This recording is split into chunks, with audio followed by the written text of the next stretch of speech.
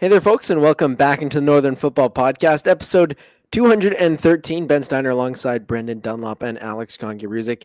And just before we got on, we were talking about how Brendan and Alex feel like they need to shave. And I haven't shaved in 3 or 4 days, and there's not much happening here, I don't think. Yeah, for the listeners, okay, let's do some ASMR here. Just do what you did before we turned the red light on here and rub your hand across your face next to your mic so they can hear. Yeah. And just to remind It's a little bit dry. Sounds like grade 11 wood shop class. Yeah. Yeah. Not 30 minutes ago that he shaved, not 3 hours ago. No, 3 days ago he shaved, and it still sounds like sandpaper. Got to get you some coconut oil or some good facial cream. That's the sponsor. Insert facial cream sponsor here. Okay, Korean brands. Our friend Ben Steiner needs you. It just can't have any peanuts in it because then I get hives all over my face. Learned from experience, unfortunately. Okay, if there's any kosher, peanut-free facial care brands, please contact us. Feedback at northernfootball.nationnetwork.ca. DMs are open on all platforms. Thank you. There was a time that I tried to grow a beard. I can share the photo maybe one day because it was not a good look.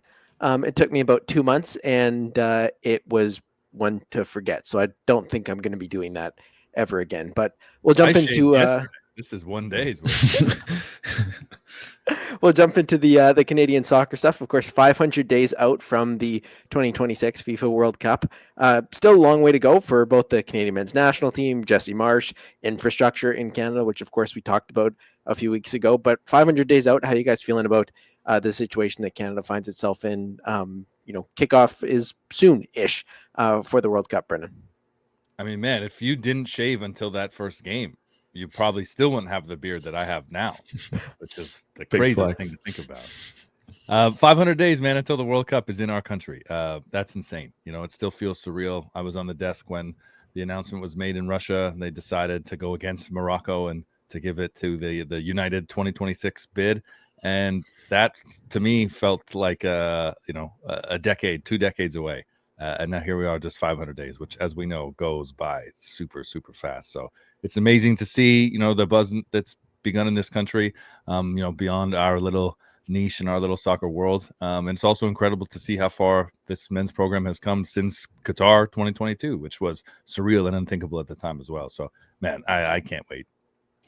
Yeah, I'm like getting subtle hints how close we are to this, because like today I was just looking up, Canada hosts some friendlies this year. Let's look at like the World Cup qualifying schedules, and it's like, like most of the World Cup qualifying around the world is going to ramp up and finish this year. Like teams are going to be qualified for the World Cup that aren't named Canada, US, Mexico.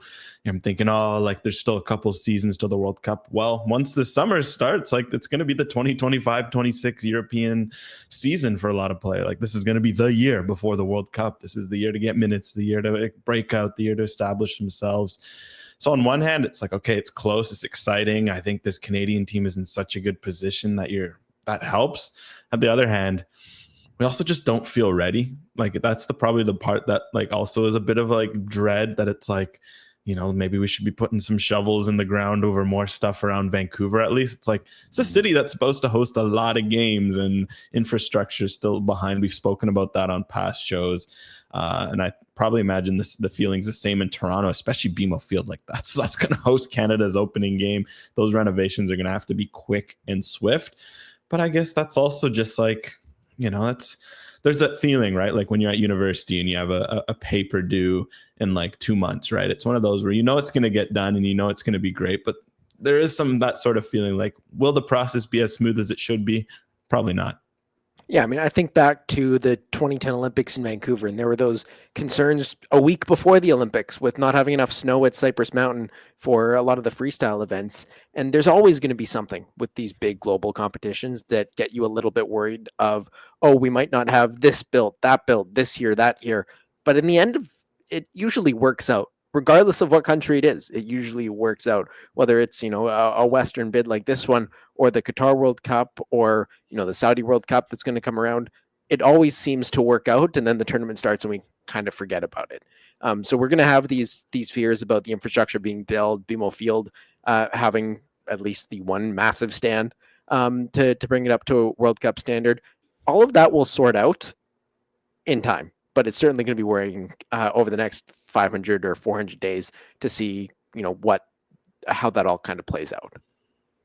And we don't have like a track record of hosting major international events, beyond 2010, and it was a different world even then. I mean, you guys were 10 years old, for God's sakes. Amazing that you were getting PR emails back then, Ben, that you were on top of all the dealings and the infrastructure, and you remember that level of news from 2010. But this is going to be the biggest World Cup, obviously, in the history of the tournament. The bulk of it will be in the United States. I think the benefit that Canada has in having the two host cities is any of the blemishes are going to be totally, I think, overshadowed by any of the blemishes that happen in the United States or Mexico. And the reality is, I think there's a bigger risk in a lot of those other venues and those countries than in Canada. So you will always be talking about things like this, and there'll be more controversy, and there'll be other issues that get brought up in the lead up to it, and then the games will kick off. And I agree with you, for the most part, everything will go smoothly, and we'll all be able to enjoy World Cup soccer in our own country, man. 9-year-old me was only worried about like who would start between Martin Brodeur and Roberto Luongo on the hockey team. So different priorities. You knew it was Luongo. Come on. I was hoping for it, and thank goodness it was, right? But that's a whole other story. It was Brodeur to start the tournament. Then that's what I mean. That's where all the confusion was, and then Luongo stepped up, and the rest is history. But well, we have no idea who's going to wear the gloves in 500 days for Canada, do we? So yeah, St. Clair, Kripo. That's our different worries. I guess some things do never change. Should we dive into the upcoming goalie controversy, or dive back into the 2010 controversy for the rest of the podcast? So Martin Brodeur or Roberto Luongo, Brendan, who's your choice to start the opening? Which one of them is St. Clair and which one of them is Kripo is the question. I mean, I guess Brodeur is Kripo, no? Yeah, I guess so. The vet trying to keep his spot, bit of a different style. St. Clair, the up and maybe, or guy in his prime trying to usurp him. Yeah. I think it's a much narrower goalie controversy now, and I think the impact will be different. I mean, both of those guys are going to have a full season and a half under their belt before then, and I think we'll know before the end of the year, probably around the same time that we find out all the opponents for Canada and every team. I think we said this last week on the show that Canadian Soccer Daily has learned that FIFA is looking at doing this draw in early fall, if not even early September, which is technically still the summer, which is a real contrast from previous Summer World Cups, where that draw was always in the December kind of Christmas period. So that'll give even more leeway, more build up, and more chance to plan and prep for things. And I remember how excited we were to see that 2022 draw. So this one's going to be nuts. Yeah, Canada will be prepared, at least infrastructure-wise. And as you say, Brendan, I think a lot of the issues that do arise will probably come from the other two countries hosting this tournament, especially the United States, considering, gestures broadly at everything going on in the U.S. But their stadiums will probably be the least of the issues in the United States. And we'll jump also into the Canadian women's national team that did have a pretty busy week this week, shortly after our interview with Casey Stoney on Friday. If you haven't listened to that, you can go check that out on all of our podcast feeds, as well as the 90th Minute YouTube channel. Canada Soccer officially announced the opponents for the Pinatar Cup, with the Canadian women's national team set to face China, Mexico, and Taiwan between February 19th and 25th. Your initial thoughts on the draw? Of course, China ranked 17th, probably the most testing opponent, and it'll be the first time that Canada's met China since that opening game of the 2015 World Cup, where, of course, Sinclair scored in Edmonton. And I know our producer, Brett, might have been there, at least in Edmonton. Yeah, it's an interesting tournament choice for Canada. Obviously, we'd seen that they wouldn't be going back to She Believes, and some of the other options. For this Pinatar Cup, it's, in terms of the tournament, it's a bit of a mixed bag, but this is probably perfect for what you want under Casey Stoney, right? Like a new coach coming in. On one hand, while it's exciting to get dropped in with a bunch of top 10, top 15 teams, it's a good balance where you get China. I think China's going to be a good test, an even game. This year they fell the Netherlands, they fell Australia. This definitely isn't the China of 10 years ago, but it's still a good Chinese squad that's been competitive. And then you get Taiwan and Mexico. Taiwan, I feel like that's definitely going to be a game where you expect Canada to dominate. None of Taiwan's results really stood out this year. Mexico's a fun one, though. You know it's going to be chippy, physical, and intense. They've given Canada a tough game this year. Colombia, Brazil, they beat the U.S. at the Gold Cup. So it's a good balance. And I think what's interesting is it's a different style. It's like China, a bit more defensive than past iterations. They like to play directly, a lot of crosses, a lot of set pieces. Taiwan's going to sit deep and counter. They made that clear in all their games this year. But then Mexico, they like to hold the ball a bit more. They like to be a bit more expansive on top of the physical play that we know they'll bring. So like Stoney's getting 3 really different tests, and I think that'll be good to get a better look at this player pool. Yo, man's already pulled out the game tape. What did you hang out with Galindo and go over Taiwan's fixtures? Well, I have my data on all them, and I figured my bad habit is that sometimes I'll forget to do it after, like till too late. So I'm like, I'll look through it this morning and get a better look, so I can at least sound a little more on top of things for this show. That's why people love the contrast, because you guys are in the weeds, in depth, analytical, and I am, Canadian soccer for dummies, the version to balance it out for the mixed group of listeners that we got.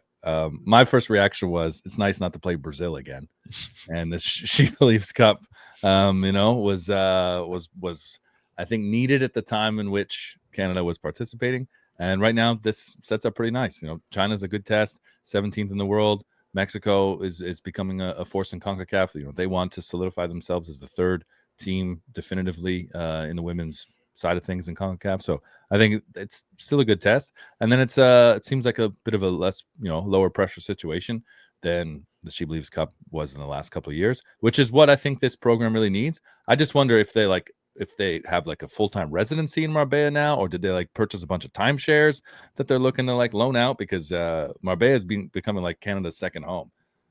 Well, I forget who it was that mentioned it. I can't take credit for the nickname for Marbella, but it's the Kamloops of Europe, where all the training camps and tournaments are.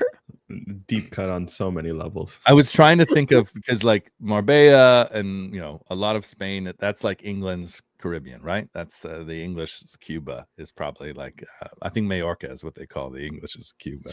Marbella might be, it's got Miami vibes, but Caribbean prices in comparison, I guess.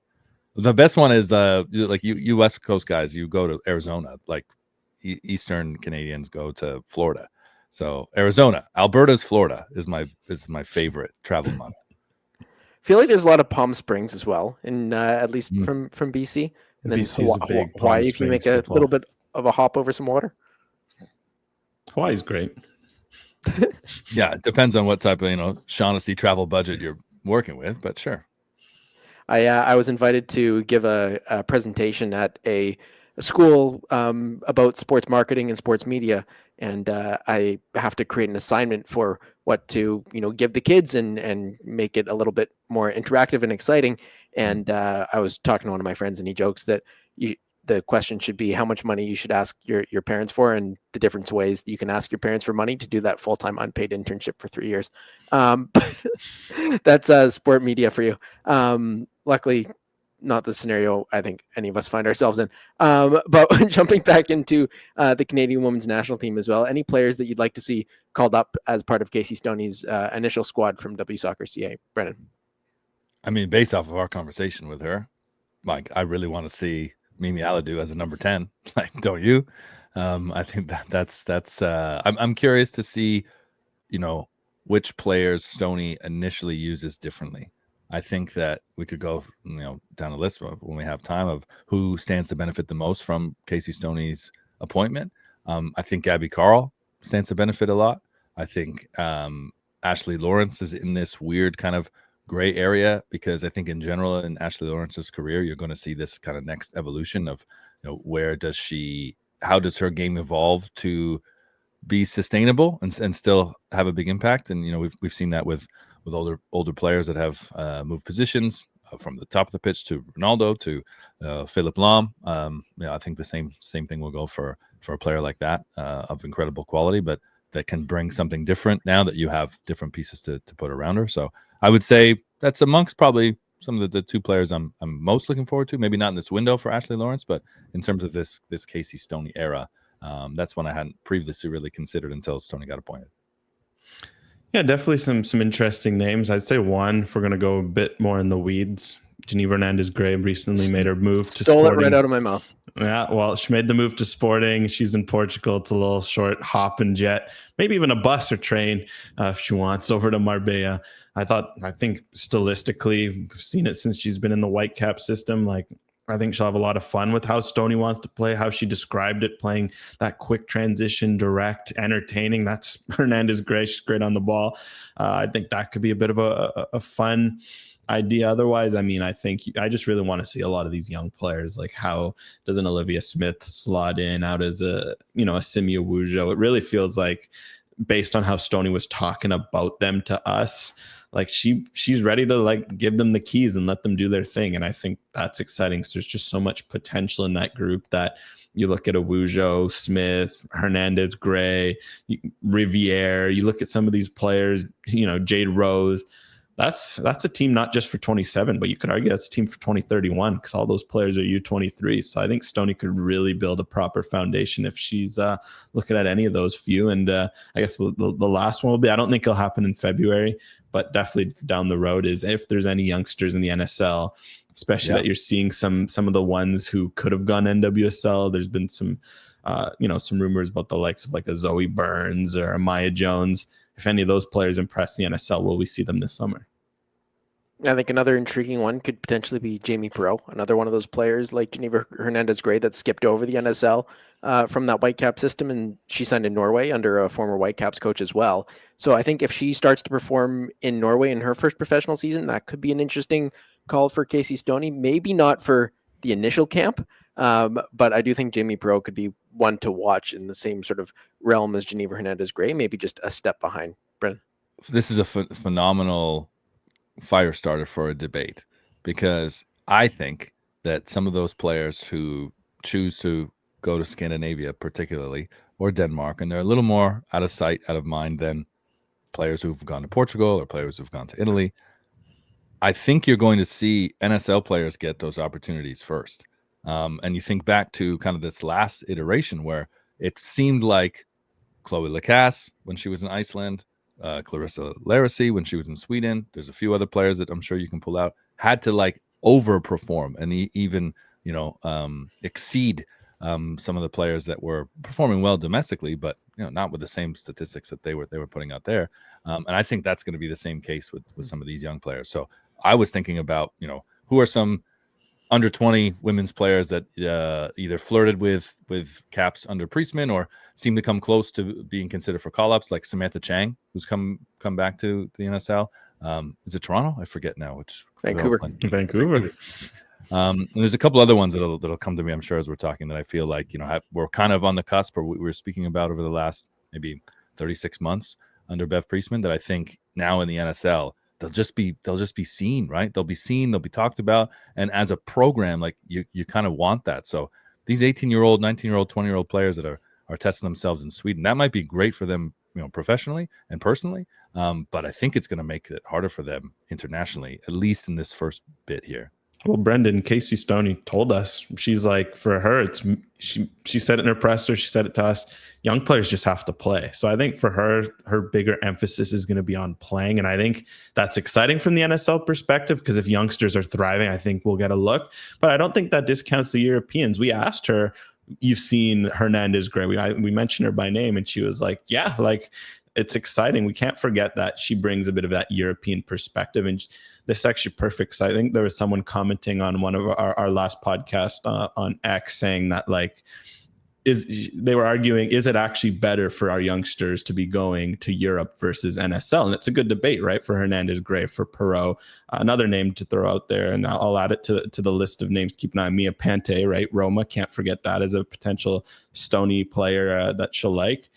At the same time, while the NSL is exciting, still get minutes, there's just so much you can learn in terms of in Europe, in terms of culturally, in terms of football, in terms of mentality, that I think if you're performing well there, I think it puts you on an equal footing, if not better, just because if you're doing that in a foreign environment, all that sort of stuff, it makes you more likely to adapt to a national team. And I think Stoney, the fact she brings that European perspective, whereas Priestman, yeah, she brought that European perspective, but she'd worked so long with these players in the youth national team that she viewed them differently, that I think it is actually going to give as much of an edge to some of these players in smaller leagues that they might not have actually had under Priestman just because they were unknown. Yeah, I mean, time will tell for sure. But I think, I mean, it's been the age-old debate on both men and women's side, right? Is playing abroad an advantage to you? And for, European-minded thinkers like Jurgen Klinsmann, playing at home was a disadvantage. And all those MLS guys were coming back, or Americans were coming back to collect big paychecks in Major League Soccer. And he felt that was harming the program and harming their development. So I think there's going to be like kind of an element to that with the NSL too that will be interesting, because there will be a lot more. I was going to say balance, but in reality, there's going to be a bigger competitive gap, I think, in the NSL, where you have some really seasoned internationals, you got some real underdeveloped kind of young players than you might see in some of these other European leagues. But the reality is we're going to be seeing these players consistently. And look at the Premier League, for example.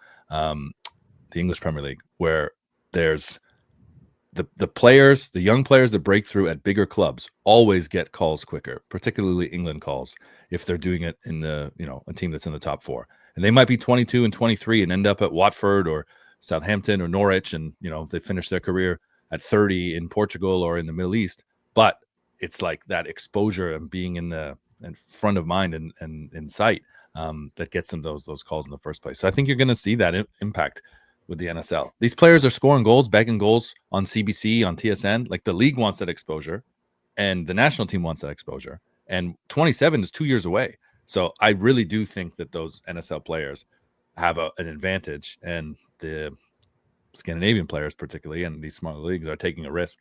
It's funny you mention England, though, because it's like, sorry, Ben, to cut you off that time, but it's like in England, there's the age-old debate of, do they have too many players playing at home, and should there be more Jude Bellinghams? And, you see with Jamie Gittins this year, a great story, all that sort of stuff. So it is something where even the comparison of England isn't as straightforward. Mm-hmm. I do also kind of wonder, like, how are we viewing players that hit form in the NSL? Because say it's one of these former youth sports players that has come back at 22, 23 after playing a couple years abroad, scores, 5 goals in 5 games, is in an exceptional form. Are they getting a call up, or is somebody that's, maybe a year or two younger, but has some experience with like the U17 national team, U20 national team, and has had that experience with Canada Soccer? Are they getting a call up over them? Not necessarily because they're in better form, but because they've been a little bit more familiar with like the Canada Soccer setup. Because if you're bringing in, just top of mind, a Christy Gray, for example, she goes and plays a couple years in Ireland, she plays in Sweden, she's coming back over after being outstanding in U Sports Soccer. Say she's informed, does she get a call up to the national team purely based on her form, even though she's not been in the Canadian national soccer setup before? I mean, my thought is, if Jade Kovacevic is bagging a dozen goals in the NSL in the first half of the season, and you've got someone doing the same thing in Scandinavia who's younger, but let's say not 23, you pick the player, but some kind of mid-age player, maybe it's even Larisy. Is there an influence on Stoney and on the program to take Kovacevic to put a spotlight on the NSL? Do you want to see that player get that opportunity at that age? Like, there's going to be a lot of those questions, I think, which is, it's for as complicated as it makes things, it gives us a lot to talk about. And I think it's good for the evolution of the women's program in this country. And one of those things that's long overdue. And so many other nations have been dealing with that for a long time.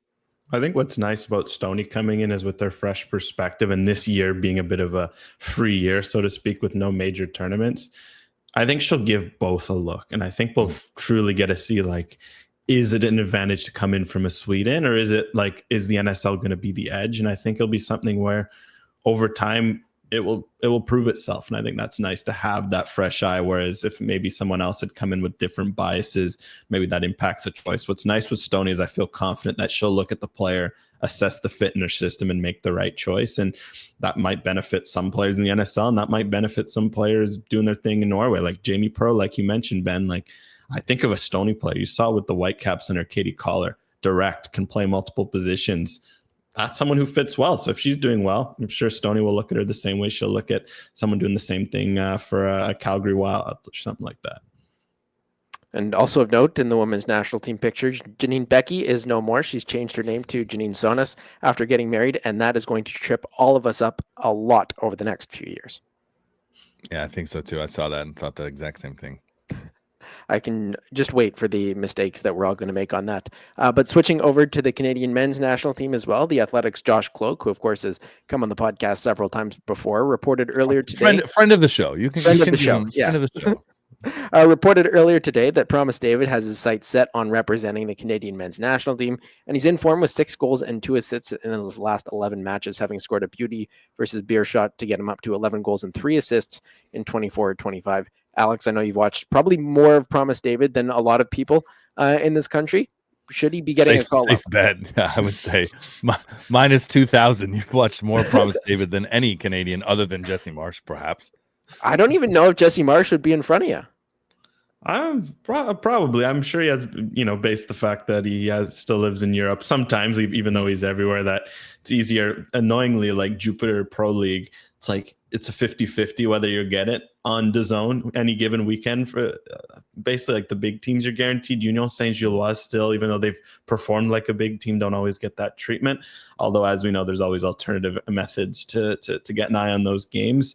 But no, I think I'm not surprised with that news because you also have to remember I spoke to David last year with Josh Deming on One Soccer, and David made it very clear at the time. He was like, look, my main goal is Canada.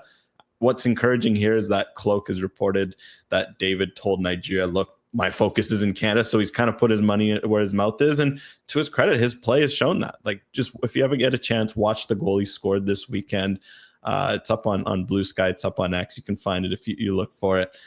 Like, just the way he makes that run in behind, the quick feet he has for a 6'4" player.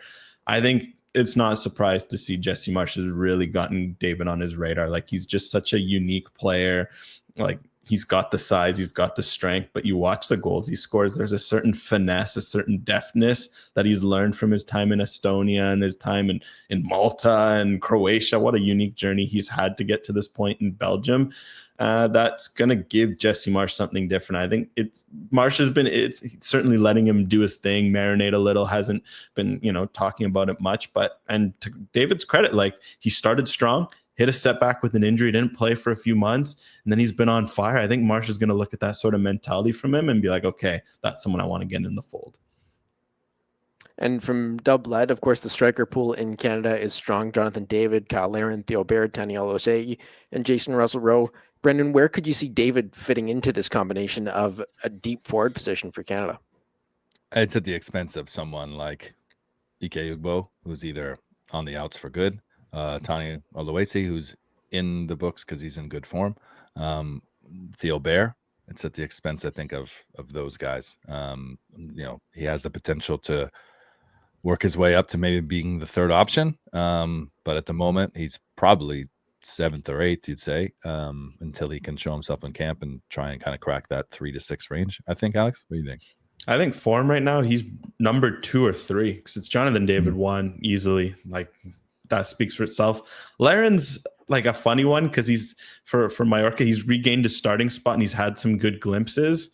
I think David, though, like 11 goals and David and something like 1,600 minutes. Like, it's a very, very good rate. You could just argue David's more I'm gonna have to get used to this. We're gonna have to get some sort of like Promise David or something. Can we just call him Promise? It's such a unique name, right? Let's do it. Promise. I have this issue with my son. Like, my last name, okay, cool. But like Rock, ROQE is a pretty good name. If he's a goalie, do I really want him to have Dunlop on the back of his jersey? So if he's playing hockey, make sure he bucks convention, puts his first name on the back instead of last name. I think that obviously it is for soccer. Yes.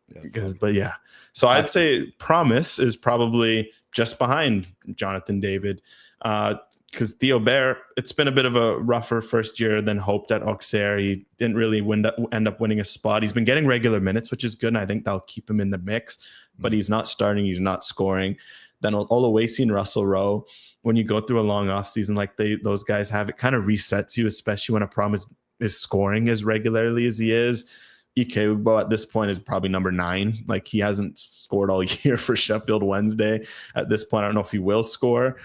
for them. So yeah, I think Promise should be getting a call up in March, and I think based on what he's shown and how quick he's adapt to each level, I wouldn't be surprised if by the end of 2025 we're talking as a guy who's cementing himself as a lock for 26.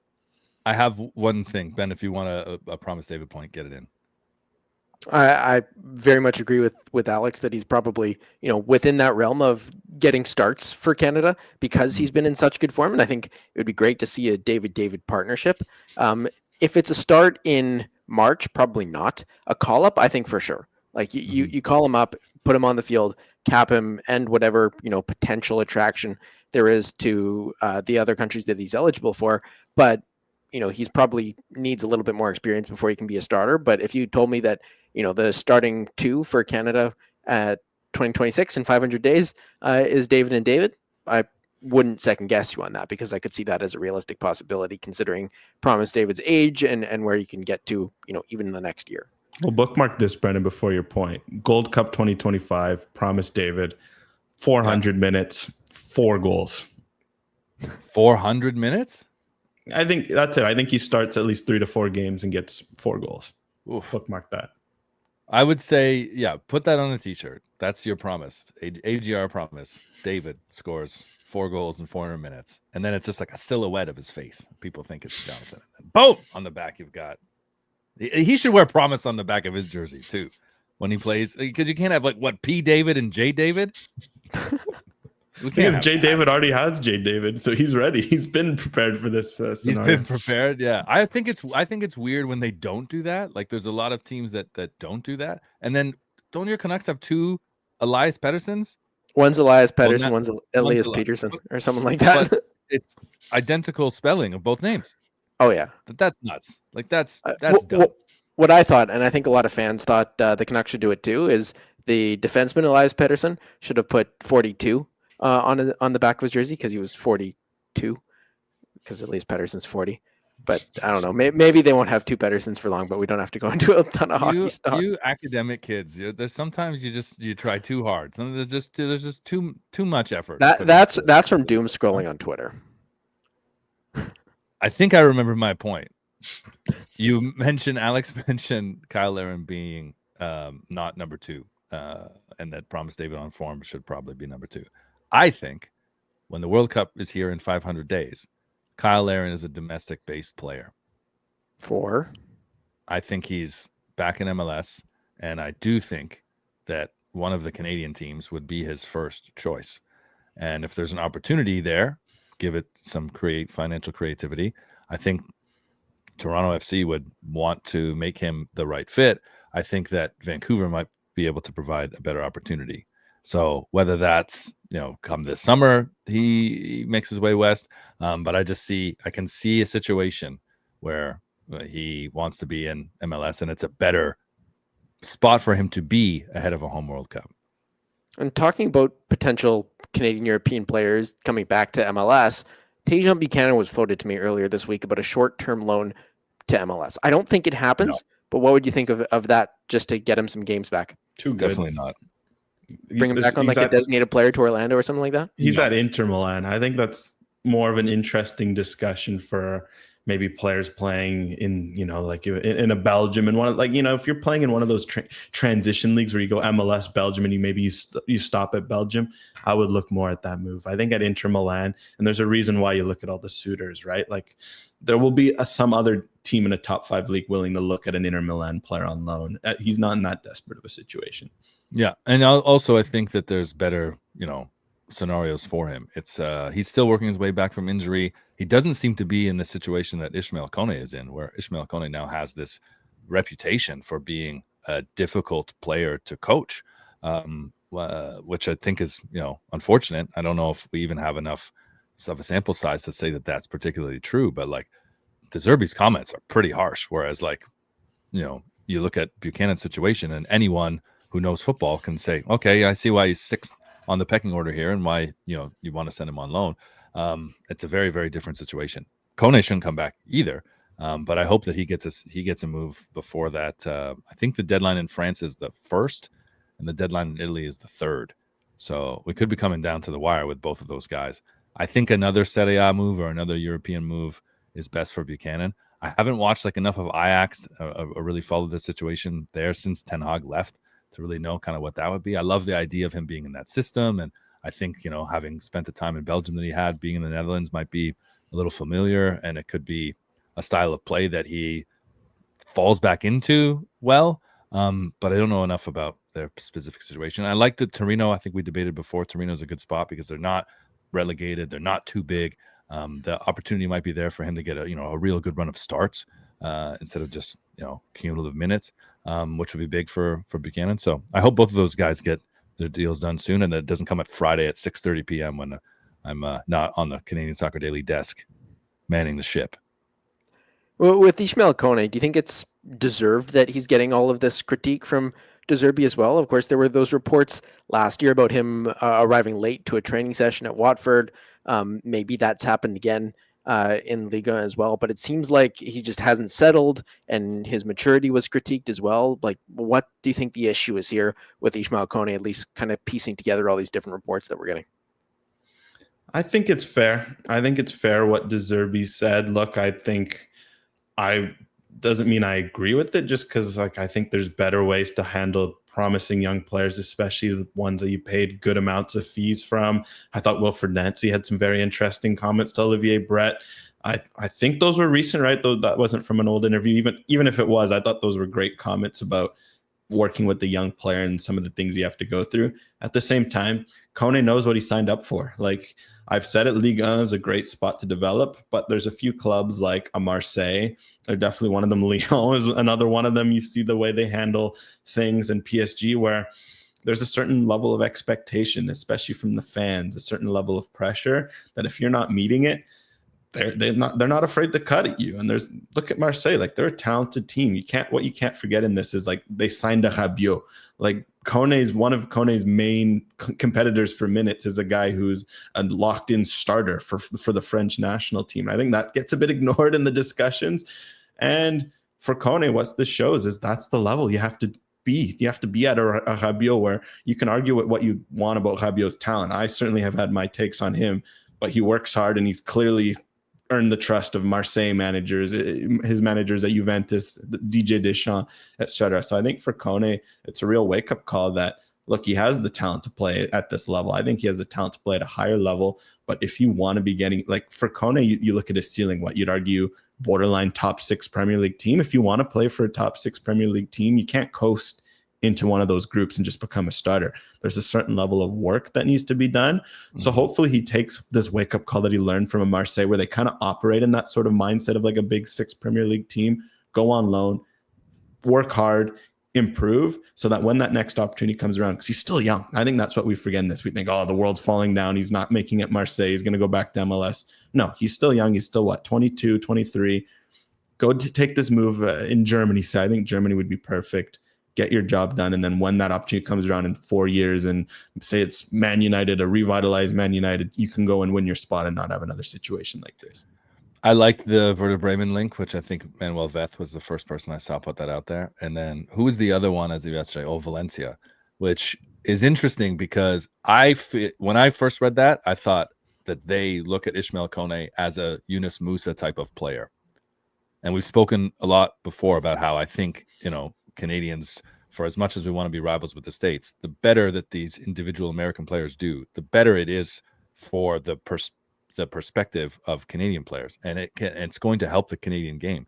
And that's kind of one of the thoughts that I had. I don't know if Valencia would be the right spot for him now. I think Werder Bremen's kind of a better situation, but they're not performing as well as they should as well. So there's a pressure cooker there. I think tactically, Lazio would be good, but I don't think Lazio would be the right complete fit for him, particularly if the mental side of the game is where he seems to be lacking.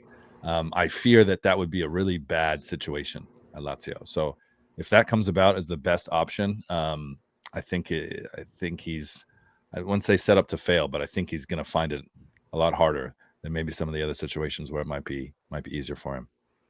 I'm liking the Werder Bremen link just because when you look at how Alphonso Davies went over to Europe at such a young age and matured in Germany, yes, it's Bayern, and Bayern has a very set club culture that can bring through young players like that. But I think as a player that needs to mature, clearly, at least based on these reports. I think going into the Bundesliga and a club like Werder Bremen that, has been competitive for a long time, has standards, has traditions, I think that could be a good transition piece for him just to, grow into the European player that he can become. Because as De Zerbi has said, if he doesn't get that part sorted out, he's not going to become the player that he can be. So that's why I do like the Bundesliga as kind of a supportive yet, hard atmosphere for him to develop in, as well as still, good opponents and a good league.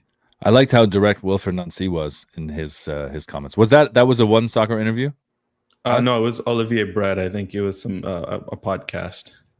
And Nancy had said, Koné didn't come through the academy. He didn't learn how to be a professional like all of these other graduates. He has incredible talent, and he shows up as a pro. So he's learning on the fly as a pro. And it does seem like Germany, there's a bit of, I don't want to say like patience, but there's an understanding of these raw, less, fully refined professionals kind of like finding their feet there. And they can find it, some find it very quickly, can be very, very successful. And you look at, the wide range of where Bundesliga players come from. There's a real, there's a long sample size to say that Koné fits the profile of one of those players that, could really, really find his footing at Werder Bremen. So I guess we'll just see where he ends up. And from Niles Go as well, seems like many important CanMNT players are no longer locked on starters for their club teams, like Eustáquio, Buchanan, Cornelius, Koné, etc. in Europe, Crepo, Ahmed, etc. in MLS. When should we get worried about this? And could Nico Sigor start to get a starting role with this national team, Brennan? I mean, Nico Sigor is going to get a move in the summer. I think that's needed because we talk about the value of performing in leagues. If he's still in Croatia in 26 and he's starting and he's a regular, it's the squad is different than 2022, where Steven Vitória was playing on a Portuguese team that people didn't even know and nobody could say, right, including some Portuguese people. It's different, and that's not me taking a shot at Hajduk Split. That's just I think it would be a lot harder to sell Nico Sigor as the young guy that you need to build a team around if he's playing there. And there's tons of examples in the past of players that have taken moves to bigger clubs to try and improve their international status, and I think he'll deserve a move as well. So kind of where Sigor goes, I think it's gonna maybe kind of impact how much of an impact he can have in the national team. Yeah, I'm less worried just because I think the men's national team's in a nice spot where there's enough talent that even if a few guys are out of form, there's 5-6 guys ready to snap up the place. Like we talked about the forward pool, right? Like a few years ago, the idea of saying 2025 Ike Ugbo would be without goals and you'd be laughing because like, oh, Promise David's come out of nowhere and there's all these other guys. I think Canada's set enough across different positions. So it's more of an individual, it's a case by case where, yeah, ideally you'd like Eustáquio to win a spot. I don't know why. Like, are we really going to do this again? Porto manager comes in, doesn't rate Eustáquio, leaves him out for a bit, and then finally realizes he's the glue, missing everything, and puts him in. Like, just skip the cycle. Do it. It's a circle. Just you can cut across.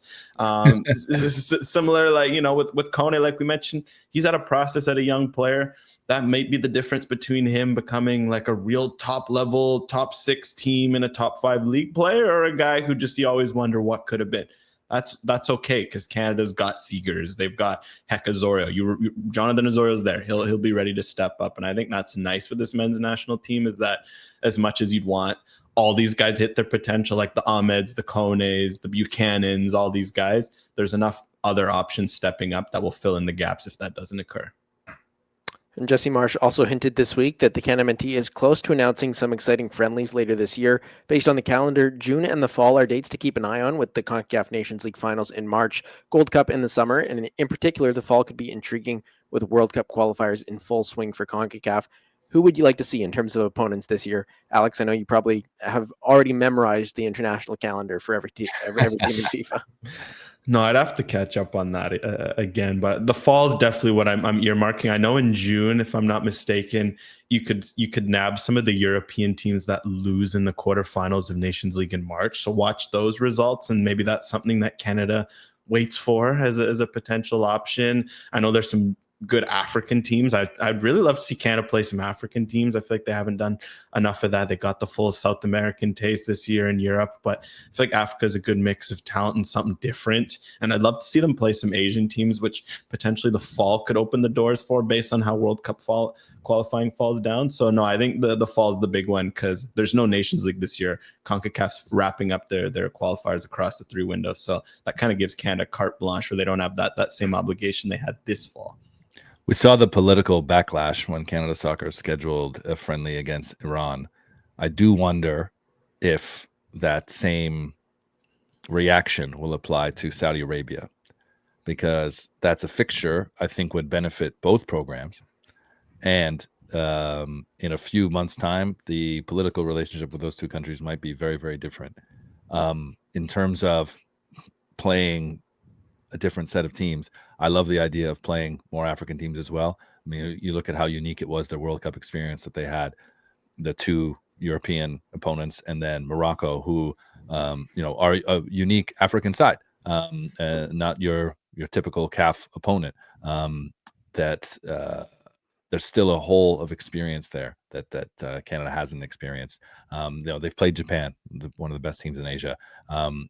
Saudi Arabia play a very, very different style, and they're one of the better teams in Asia. So I'd like to see that. And if they did a friendly, you'd see more of, I think, Canada's A team than you'll see at the Gold Cup, which they have the potential to mean at because the Saudis will participate in the next 2 Gold Cups. Definitely this one. It's the next 2, I think, though, right?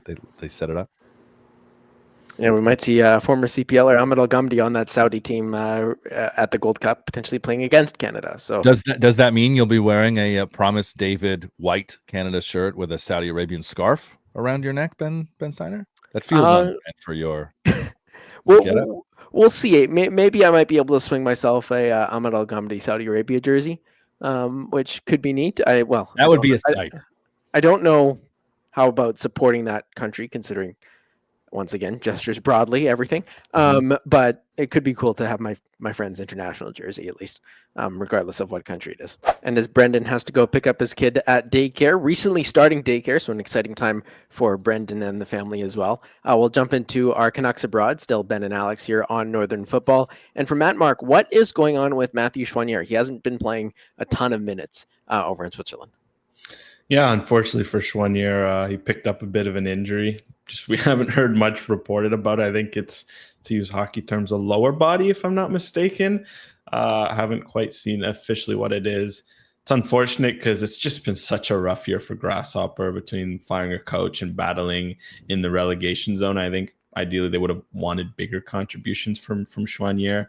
So hopefully he can just be fit and back in the lineup to finish the year, and then we can reevaluate what's best for him going forward. Because it's safe to say this move, while it started with so much potential, he scored on his debut, everything was looking good. It hasn't gone the way it's intended, and Canada needs him, right? If you're talking about Eustáquio potentially losing some minutes and some other guys in the midfield, you want Choinière ready to step up, because if not, you're going to severely test that depth. Is it going to be Nathan Saliba ready to step up?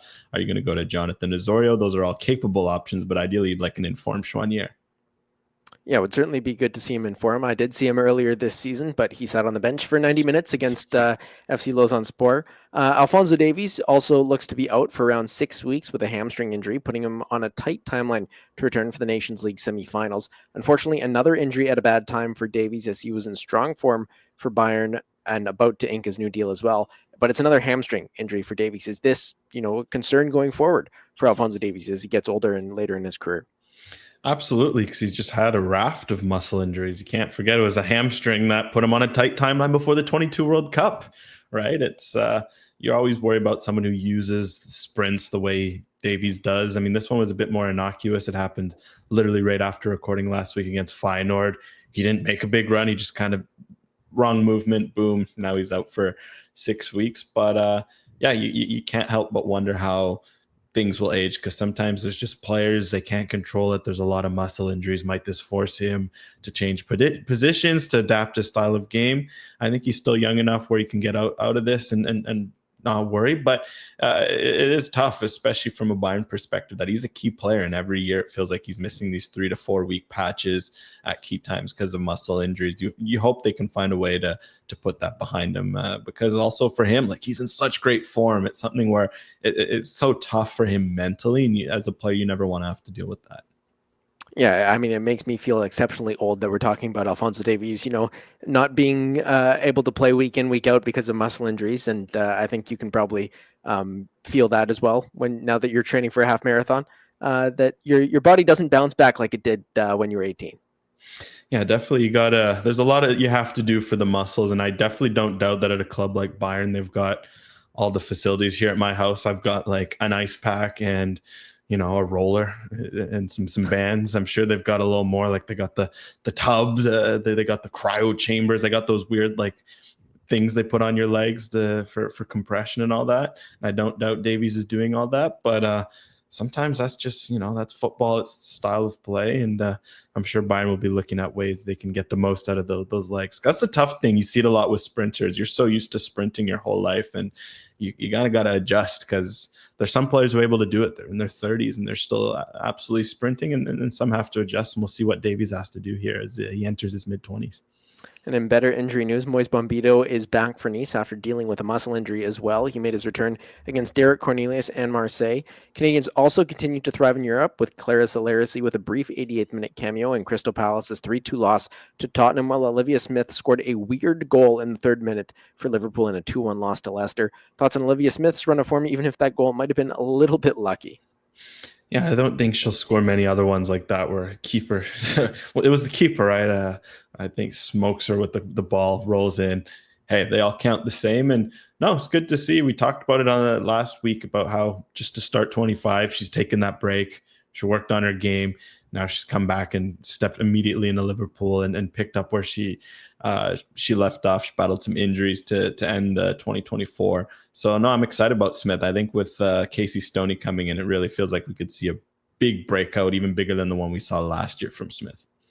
And Vanessa Gilles also looks like she's going to be staying in Europe per Tom Jerry, although there's a chance it might not be with Lyon. Weird negotiations have gone on between her, Angel City, and prospective clubs. Check out Canucks-Abroad for more, especially on Twitter and on their website. In the NSL, more signings in the new Northern Super League as well, with Swedish Hammarby IF legend Ellen Gibson signing with the Ottawa Rapid, along with 4-time African champion Ngozi Okobe-Oke, who comes to the NSL after giving birth. Calgary also signed 17-year-old Tegan and Keelan Stewart, who are some of the youngest players in the league. They've represented Canada at the youth levels as well, and have certainly impressed with those youth levels and with the Calgary Foothills. But from Cliff Jamieson, concerning that the next Canadian entry into the CONCACAF W Champions Cup, will it be a club from the NSL, or do you think the NSL/Canada deserve multiple spots in the tournament?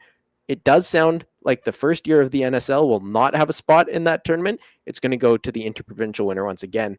And of course, the Whitecaps were in that last year. So it could be an academy team, even though we have a professional league now in the country, which seems a little bit odd to me. Yeah, no, they already had planned for this year that it is going to be the interprovincial champion. I guess what you could argue is it could be an interesting team because, of course, the Whitecaps will probably lose some of their best. They already have lost some of their best young players to pro teams in Europe, and I'm sure there'll be some across the NSL. There's some links of Kaylee Hunter potentially maybe heading out east. That would be another big loss in terms of a promising Whitecaps option. So I think if you're a League One Ontario team, a League One Quebec team, looking at that news, you're pretty excited. But I think things could be subject to change because I think ultimately the goal for CONCACAF is to make this as big of a tournament as possible. Right now, it was 12 teams. 2 of them had to do a qualifier. Then it was the 10 teams in the group stage, and then they're going to do the inaugural Final Four in a few months. I think it is going to be I think ideally they're going to want to push this to 20, 30 teams, kind of like they've done on the men's side. And I think that bodes well for the NSL. The fact that the CPL already has 2 bursts into that competition, despite having way less history, it bodes well. I guess we'll see what they do this year. Like, are they just going to run it back and then make the big changes next year? CONCACAF has also shown that they're willing to change things on the fly, and maybe this will open the door to more Central American teams. So this year, I don't know. With the new league, we saw it with the CPL in 2019, they had that weird thing with like only 3 teams eligible to join based on their memberships and stuff. I don't know if they go down that route, but I definitely think 26 onwards, we'll see some strong NSL participation in that tournament. Yeah, I wouldn't be surprised if this year we see the Vancouver Rise, maybe the interprovincial, but also an NSL team, but it might be like a predetermined NSL team as well. A lot of the stuff in League One has been predetermined as well, and has just sorted itself out. Like for a few times, the Whitecaps were, guaranteed something, or even TSS Rovers, from what I've heard, have been guaranteed things, and it just worked out in the way that has sorted out. Like last year, the Victoria Highlanders left League One BC, and TSS Rovers got in the Canadian Championship, and there's been various scenarios like that where things have been planned and then the plans worked out, so you could kind of explain them away. My mind goes to the likes of Inter Miami and getting into the Club World Cup.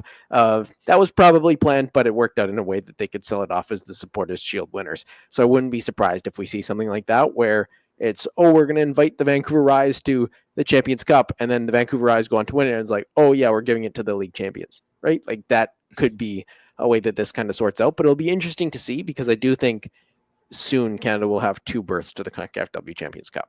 Yeah, I think that's the likely outcome too, and maybe if the league expands, even 3 or 4.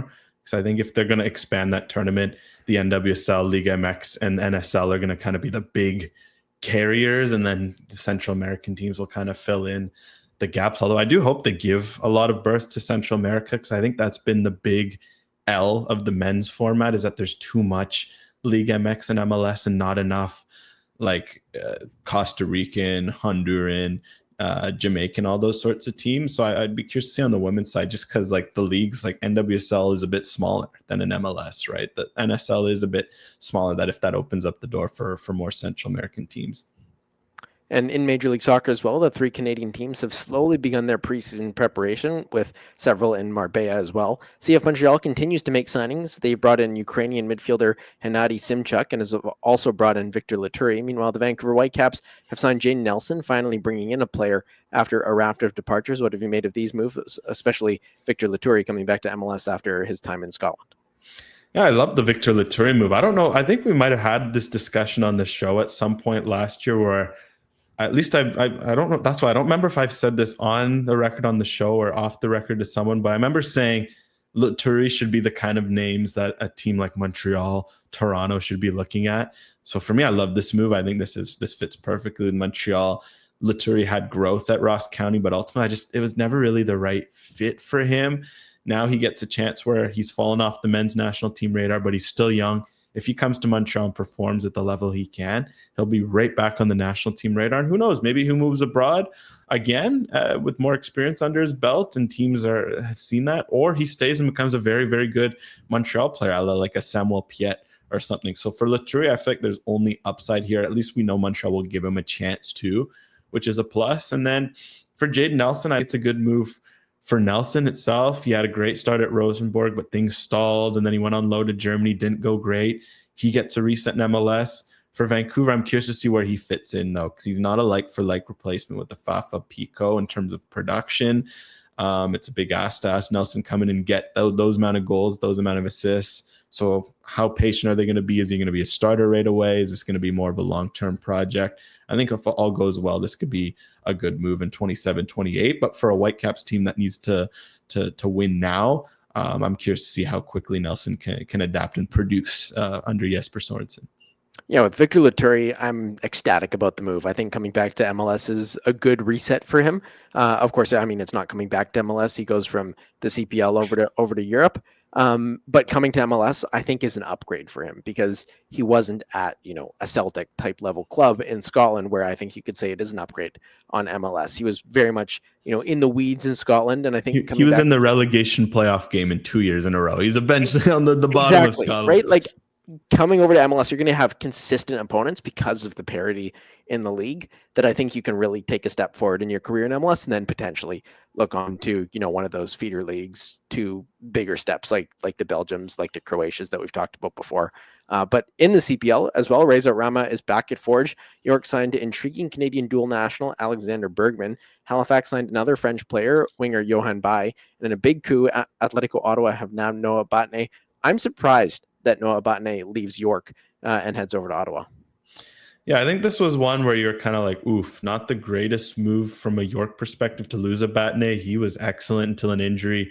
Like, if not for that injury, I think he could have very well won U21 Player of the Year and definitely been in the mix for like even Defender of the Year. He was that good. So for Ottawa, that's why I think it's a big coup. Someone very accurately pointed out, I forgot who it was. I'd love to give them credit. If I see it, maybe I'll point it out, that this is very Matteo De Brienne like Batane grew up in Ottawa. There's some great videos of him as a youngster on CTV News playing soccer in Ottawa and being interviewed as a hot shot prospect to keep an eye on. It's cool to see how that's aged. And I think like this is great for Ottawa. You get a year of a top defender. He'll fit excellently with Tier Walker and Amir Didic. And then you could probably move on to Europe. He's already been in the European system. So I think it's perfect. But then for York, I think the Alexander Bergman move softens the blow. Like Bergman's a very interesting one because he was playing in the Estonian league. It sounds like he knows Promise David pretty well as a fellow Canadian who'd played in the Estonian league. He comes in, uses his Canadian passport to his advantage. He's just 20. So I think there's some exciting young center backs to keep an eye on if you look at that pair now. Not quite related to Canadian soccer, but something I've been following closely this week as well. If you've been in the weeds of North American soccer this week, you'd have been following the NASL versus MLS lawsuit that's been going on. And Carmelo Anthony made a very emotional testify to the court about his ownership of the Puerto Rico Islanders back in the NASL. If the CPL had a Puerto Rico Islanders type team, what would it be? My mind went to FC St. Pierre and Miquelon. Of course, not a Canadian part of the country, but it would be just like one of those weird things that doesn't make a lot of sense, but could be kind of neat in some ways. So my vote, FC St. Pierre and Miquelon for CPL expansion. Yeah, very, very good choice. Weather would definitely be a big concern. Travel less so, just because like if you get it's surrounded. That's what I mean. And there's some Atlantic teams out there. Maybe this pushes you to get a team out in the Rock. I went at this from two ways. I think way number one is you go after an Alaska. It's like it feels like there could be some football potential. I know it's more of a hockey place. Like, you got Scott Gomez, wasn't he from Alaska? And I think there's a few other NHLers who've come through. But I'm sure there's some soccer culture there. In the summer, travel would be a huge problem, but you'd have to get creative and have to do like 6-game homestands and then 6-game road trips. And I don't know how that would go. But I think a fun answer that's more Canadian adjacent, I would love to see some sort of footprint in the territories. And I think the best outcome would maybe be a Yukon, just because Yukon, there's a hub to Vancouver, but naturally there's the travel aspect that's so tough. Yet that's the challenge with Canada when you got such an expansive land mass with country that raids all the way up almost to the North Pole and then all the way down to America. But I just feel like Yukon, like there's some sporting potential there, and I think it would be fun to see it work. And maybe there could be a good rivalry there with the Yukon team versus all the BC teams, like or especially a Kelowna. Maybe a Kelowna versus Yukon could be the rivalry we didn't know we needed. How about this as just like a gimmick, but you go somewhere up north. I don't know exactly where you would do it, where you could get a few fans, probably, one of the capital cities in the territories, but you get the farthest west team, Pacific, you get the farthest east team, Halifax, and you play in the summer where the sun doesn't go down up north. I think that could be a really cool, like CPL on tour type game. Yeah, this was the idea I was throwing out there pre-show, and I'd say play the game at midnight. This would be some made-for-TV event where people stay up, and then you're there in person. You stay up, and you get to watch a soccer game at midnight. I feel like they're just like there's so much story potential of the time the teams played at midnight or something like that. So maybe just a bit of a pitch for the next on-tour game. Maybe that should be something for a future show. What are your most unique on-tour ideas? I definitely think that would crack our top 3 in terms of options out there. Otherwise, I don't know where I'd like to see an on-tour game. Like definitely in the Atlantic, I feel like there's some potential for some good ones. Yeah, it would certainly be interesting. And it does get warm up north as well in the summer that you could play a football match at least somewhere. I think it could be really cool, especially if you did Pacific versus Halifax and you brought, the C to C to C aspect of the Canadian motto into the CPL. But that's all we've got for this episode of the Northern Fútbol Podcast. For Brendan and Alex, I've been Ben. Make sure to subscribe to the show wherever you get your podcasts. And of course, you can watch us on the 90th Minute and follow us on Instagram and Blue Sky and Twitter and wherever you get your social media as well. Thanks so much for listening, and we'll be back next time.